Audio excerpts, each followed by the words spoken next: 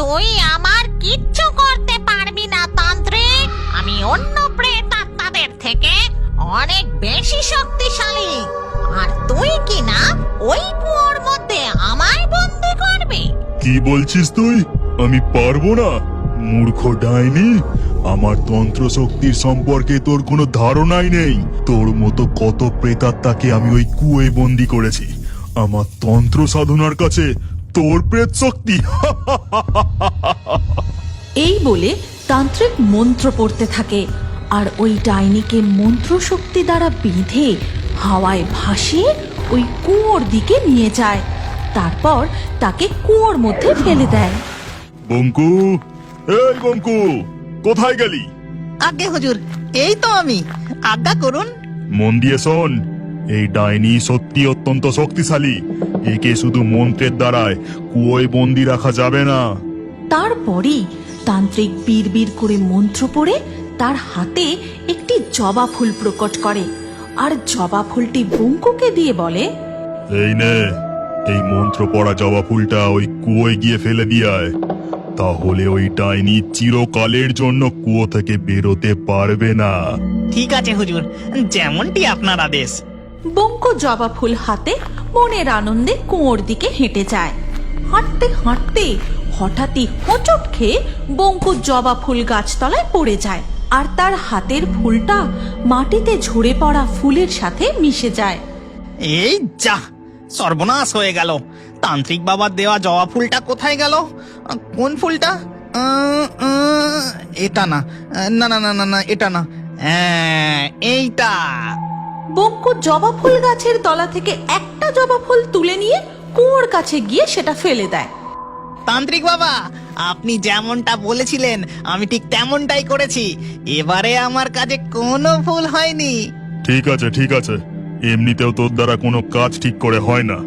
এটা যখন ঠিকঠাক করেছিস তাহলে তো খুব ভালো কথা। এবার পাশে বস, আমি যেমন করে ধ্যান করছি তুইও শুরু কর।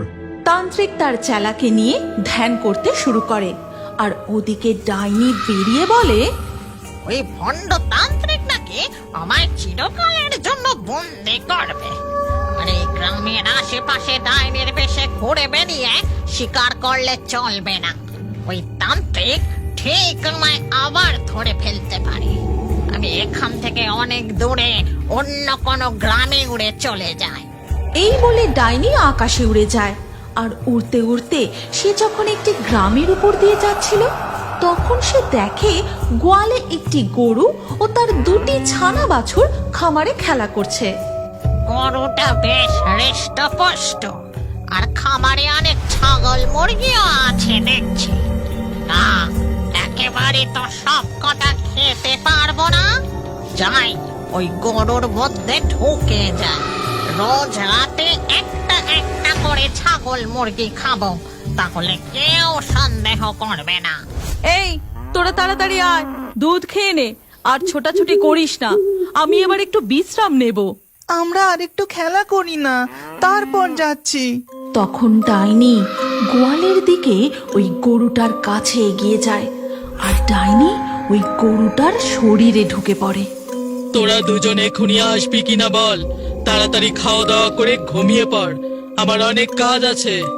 এই, মা মনে হয় খুব রেগে গেছে। তাড়াতাড়ি চল। মায়ের গলার স্বরটাও কেমন যেন অন্যরকম লাগলো। হ্যাঁ রে, তুই ঠিক বলেছিস।